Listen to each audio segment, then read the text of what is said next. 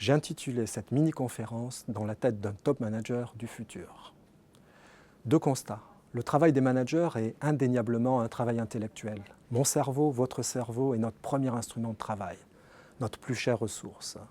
Mais nous ne savons pas vraiment comment il fonctionne. Si nous comprenions mieux son fonctionnement, nous pourrions peut-être en tirer un meilleur parti. Deuxième élément du constat, le travail des dirigeants a profondément changé au cours des dernières années et on pressent des transformations fulgurantes à venir. Nanotechnologie, intelligence artificielle, robotique, objets connectés. Déjà, des pratiques considérées il y a quelques mois encore comme immuables sont dans certains secteurs aujourd'hui obsolètes. Ce que l'on sait n'aura plus autant d'importance. Pourquoi ? Les connaissances deviendront une matière première hautement périssable. Franck Ribou, le patron de Danone, part de faire reset. Nos systèmes, nous dit-il, ne peuvent plus s'ajuster aux changements. Nous devons tout remettre à plat, reformater notre logiciel. On pressent donc l'importance de l'apprentissage.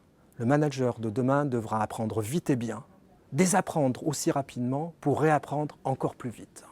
Dans le passé, des hommes et des femmes d'exception ont fait des découvertes, inventé des solutions innovantes à des problèmes nouveaux. Nous avons tous en tête, selon notre culture, quelques icônes. Albert Einstein, Marie Curie pour la physique, Louis Pasteur pour la biologie, le peintre Pablo Picasso. Et pour évoquer des personnes qui sont plus proches de nous, Steve Jobs d'Apple, Mark Zuckerberg de Facebook, Jeff Bezos, le fondateur d'Amazon, et pour Google, Larry Page et Sergey Brin. Je suis persuadé qu'en ce moment même, certains d'entre vous se disent « Mais c'est une question de talent. Il y a des gens qui sont doués et puis il y en a qui ne le sont pas. Alors, même si je le voulais, je ne pourrais jamais être Einstein ou Picasso ou même Steve Jobs. » Peut-être. Mais Geoffrey Colvin, un éditeur du réputé magazine américain Fortune, s'est intéressé aux managers d'exception, aux savants, aux champions, aux grands maîtres internationaux des échecs ou encore aux divas et aux grands ténors. Il a écrit un ouvrage d'un grand intérêt. Son titre « Talent is overrated ». Le talent est surfait. Son sous-titre « Qu'est-ce qui fait la différence entre les meilleurs et les autres ?» On y apprend que tous ces professionnels de haut niveau possèdent des capacités d'apprentissage exceptionnelles.